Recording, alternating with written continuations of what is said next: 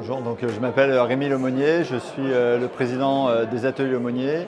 Notre société est spécialisée dans la conception et la fabrication de produits scientifiques et technologiques.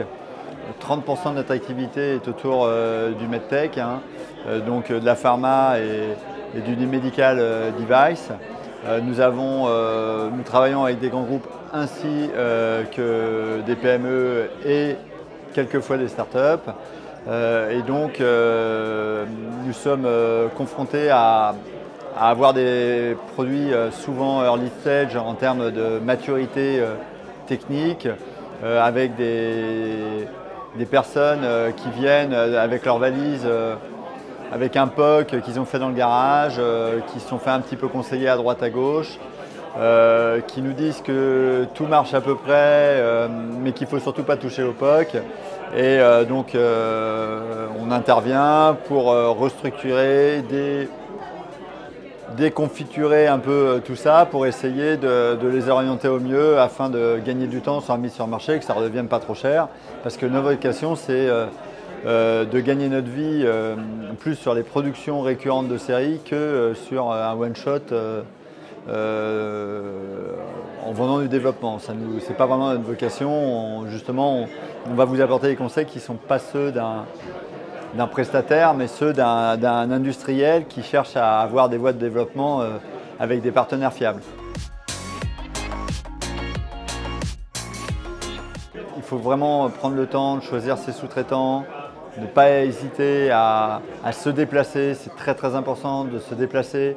Quand on est une start-up, qu'on n'a pas encore de chiffre d'affaires vraiment établi, ne pas hésiter à rencontrer rapidement les dirigeants et non pas les commerciaux, parce que le commercial, lui, il pense qu'à sa prime immédiate. Le dirigeant, il se dit pourquoi s'embarquer dans une aventure qui va me donner beaucoup d'énergie, et qui risque de me rapporter que dans 3, 4, 5 ans. Donc il faut qu'il ait la volonté d'y aller. Et après, vraiment essayer petit à petit de se dire quels sont les fondamentaux dont je vais avoir besoin dans mon produit.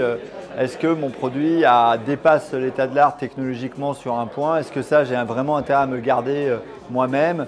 Et par contre, autour, il va y avoir de l'enveloppe, de l'électronique, du câblage, de l'injection plastique. Et on pourrait imaginer un tas de choses qui font vraiment partie de choses délégables, maîtrisables par d'autres. Et est-ce que je décide de sous-traiter à droite à gauche pour intégrer moi-même? Est-ce que je fais confiance à un seul acteur? Donc c'est toutes ces questions qui nous préoccupent toute la journée. On essaie d'être humble, on ne répond pas à tout, mais on se dit que plus les produits sont multimétiers, plus on va faire appel à de la mécanique de pointe, l'électronique de pointe et tout, plus on se dit qu'on peut être un beau soutien pour des gens qui doivent déjà penser à l'aspect patient, l'aspect chir, l'aspect thérapeutique. Et donc si on peut les soulager sur ces parties-là, je pense que c'est là-dedans qu'on apportera le plus de valeur ajoutée. Donc toujours très intéressant, surtout qu'on a fait un petit fight avec Siddharth, donc c'était drôle. Et on a essayé de faire ça un peu vivant. Beaucoup de jeunes entreprises, parce que bon, on a une de nos filiales qui est à Médicène, où là, dans des milieux, on va retrouver à des réunions plénières des acteurs plus bien établis. On voit que c'est plutôt les jeunes pousses qui sont intéressés par tous les sujets de pré-indus, de sous-traitance. Et donc, on sent que c'est très actif, on sent que je vais me faire encore harceler de questions dans les minutes qui suivent. Voilà.